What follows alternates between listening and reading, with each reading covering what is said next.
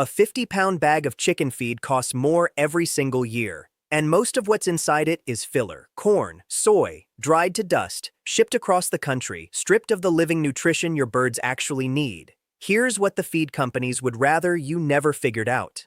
$5 of seed. 1 bucket, 7 days. That turns into a thick green carpet of living feed. No soil, no garden, no field, just water.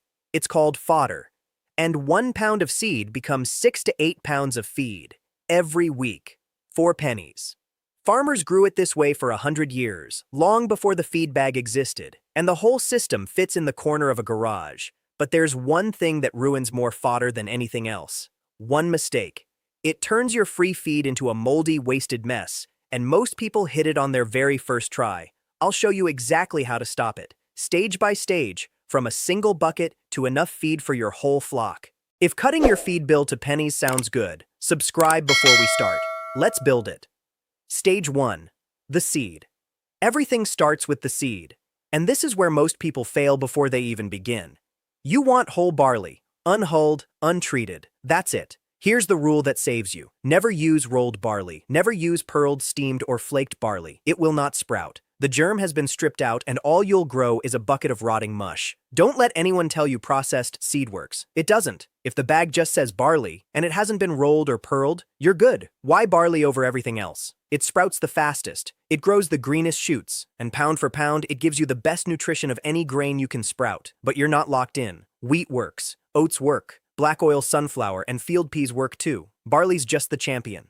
Now here's the part the feed companies don't advertise. Raw barley is actually a poor feed for chickens. It contains a fiber called beta-glucan. Birds can't digest it. It gums up their gut and causes sticky droppings. Poultry scientists have known this since 1928, but sprouting changes everything. When barley germinates, the beta-glucan breaks down. The one thing that made raw barley bad for chickens, gone. Sprouting fixes it. So you're not just stretching your feed. You're turning a grain birds struggle with into one they thrive on. And the cost.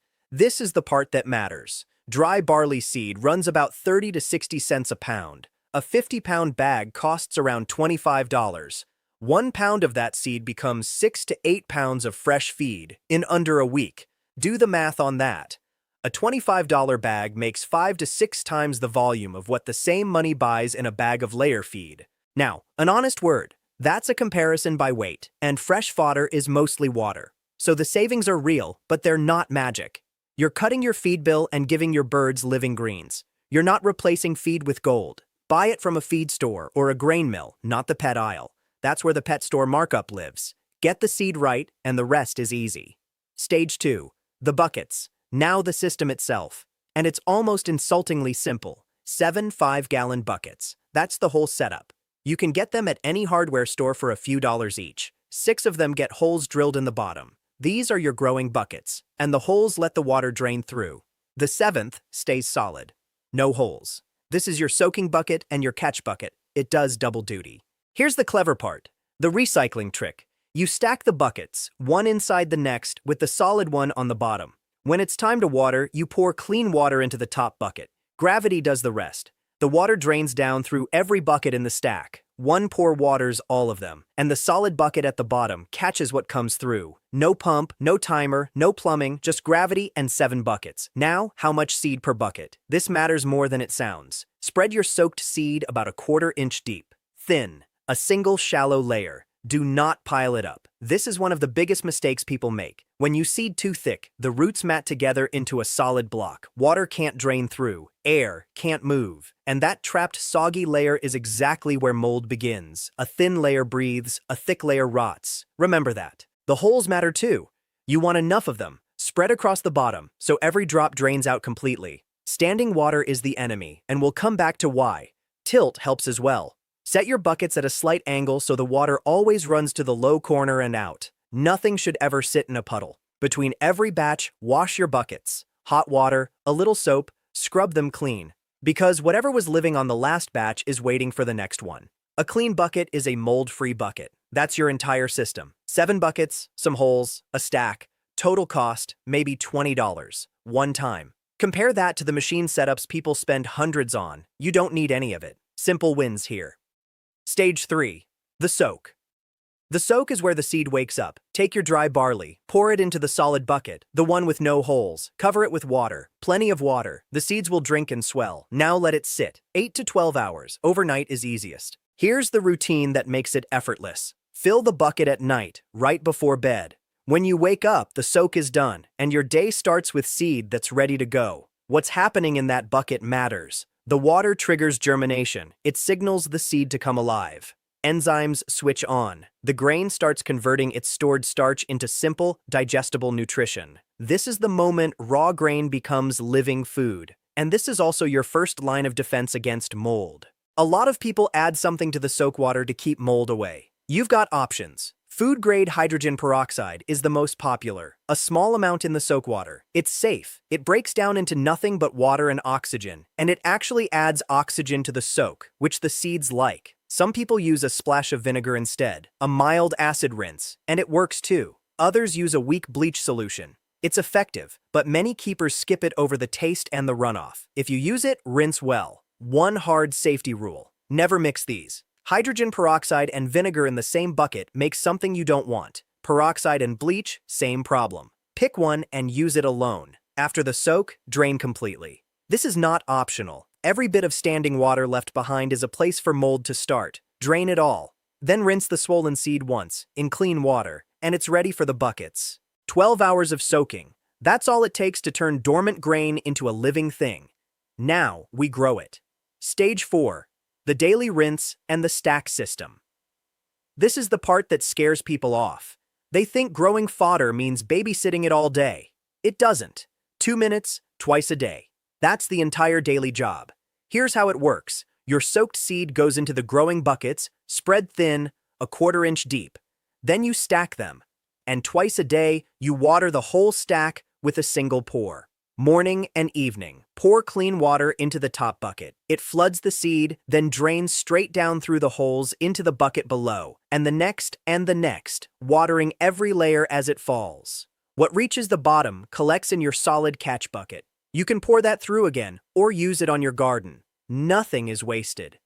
That's the genius of the stack. One pour does the work of watering 6 buckets. No pump, no electricity, no timer running all night. Gravity is your machine. The rule for watering is simple. Moist, never soaking. The seed needs to stay damp so it keeps growing, but it should never sit in standing water. Damp grows roots. Waterlogged grows mold. Every time you water, let it drain completely, and let the bed get almost dry before the next pour. That drying window between waterings is what keeps mold away. And here's why the stack rotation matters. You don't start all 7 buckets at once. You start 1 a day. Soak on Monday night, it goes in the stack Tuesday. Wednesday, you soak the next one, and so on.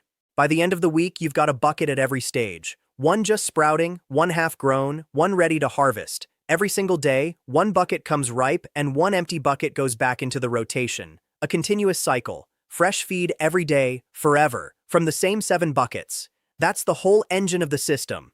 Stage 5. Beating the mold. This is the one. The mistake I've been warning you about. The reason most people's first try ends in the trash. Mold.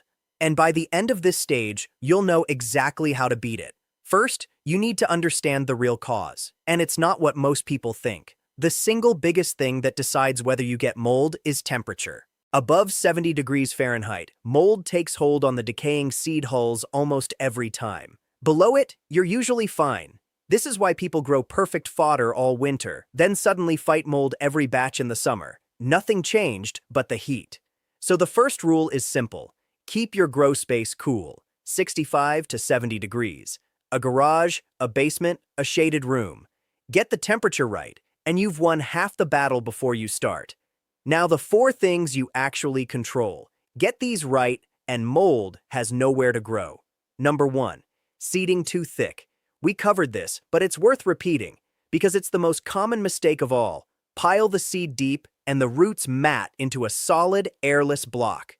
Spread it thin, a 1/4 inch, and it breathes. Number 2. Poor drainage. Standing water is where mold is born. Enough holes, a slight tilt, and a complete drain after every watering. Never let a puddle sit in the bottom of a bucket.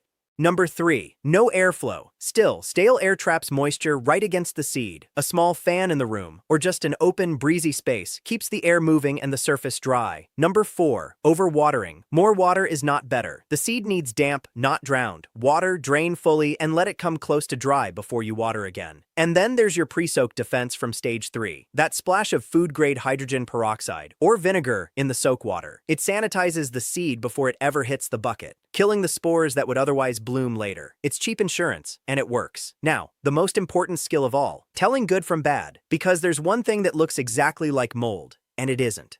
When your fodder is growing right, you'll see dense white fuzz around the seeds and roots. Most beginners panic and throw it out. Don't. Look closer. Healthy root hairs are fine, white, and structured. They hug the seed and form the mat. They're supposed to be there. That's the plant doing exactly what it should.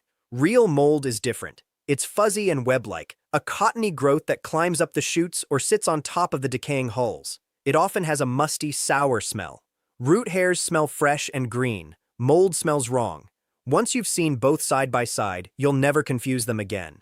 If you do catch mold early, and it's minor, you can sometimes rinse it, correct your conditions, and save the batch. But if it's spread through the mat, don't risk your birds. Toss it, clean the bucket with hot soapy water, and start fresh with a cooler space and a thinner layer. Get temperature, drainage, airflow, and watering right, and mold simply doesn't happen. This isn't luck, it's control, and now you have it. Stage 6. Harvest and feeding. Now the payoff. Watching a handful of dry seed become a living feed your birds go crazy for. Here's the timeline, day by day. After the overnight soak, the seed goes into the stack. By day 1 or 2, you'll see white root tails appear. By day 3 or 4, a root mat has formed, and the first green tips push up. This is actually the most efficient point to harvest, when the least amount of nutrition has burned off. By day 5 or 6, you've got a thick green grass mat, 4 to 6 inches tall. That's the sweet spot for most people. And if you push to day 7 or 8, you get a taller mat, 6 to 8 inches, but a little more of the goodness has been spent on growing. For chickens, day 6 is the classic harvest. A dense green carpet on top, a white root mat below, the original seed knitted through the middle. When it's ready, harvest the whole thing, the entire biscuit. Roots, shoots, and seed together. Just lift the mat straight out of the bucket. It holds together like a thick pad. Your birds eat all of it, and every part carries nutrition. How much do you feed? The guideline is 2 to 3% of your bird's body weight per day. For an average hen, that works out to roughly a quarter pound each. But here's the important part. Fodder is a supplement, not their whole diet.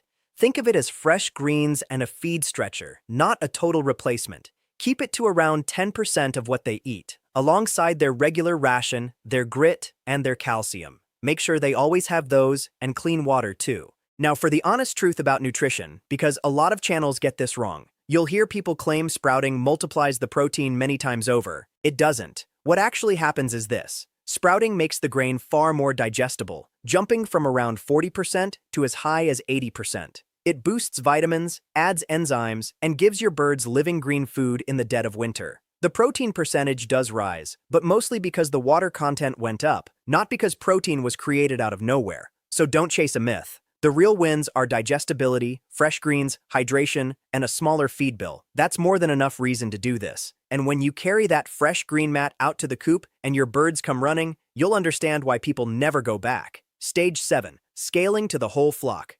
You've built one bucket. Now let's turn it into a system that feeds your entire flock, forever. The secret is the rotation, and you've already got the pieces. 7 buckets. 1 started each day. That means 1 fresh harvest every single day of the week, on a loop that never stops. Here's how you size it to your flock. Figure each bird needs roughly a quarter pound of fodder a day. Count your birds. Do the simple math, and that tells you how much seed to soak per bucket.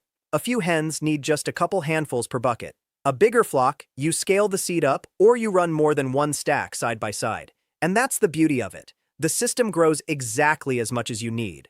4 chickens or 40, the method is identical. You just add buckets or add seed. Nothing else about it changes. Think about what you've actually built here. A $5 bag of seed, 7 buckets from the hardware store, 2 minutes of work, twice a day. And in return, a fresh, living, green harvest every single day of the year. Through winter, when nothing else grows. Through summer, right in your garage. No subscription.